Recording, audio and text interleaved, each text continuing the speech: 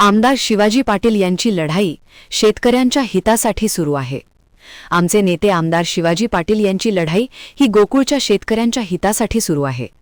Bogus दूध संस्थांमुळे प्रामाणिक दूध संस्था आणि सभासद यांचे महत्त्व संपणार आहे।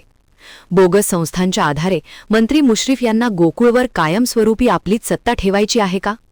आमचे नेते आमदार शिवाजी पाटील यांचा हा लढा गोकुळमध्ये चेअरमनपद, संचालकपद मिळावे किंवा केडीसीमध्ये चेअरमनपद मिळावे यासाठी नसून त्यांचा लढा हा प्रामाणिक शेतकऱ्यांसाठी, दूध उत्पादक सभासदांसाठी आहे।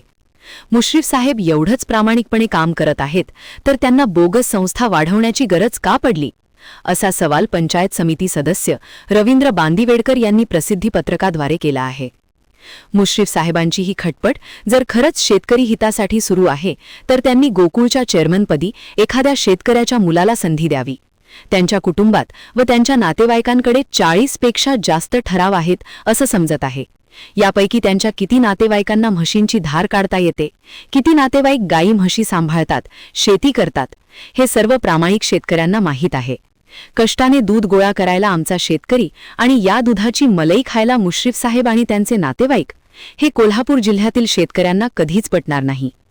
गोकुळचा भ्रष्टाचार एवढा वाढला आहे की गोकुळच्या उत्पादनांचा दर्जाही दिवसेंदिवस खालावत चालला आहे।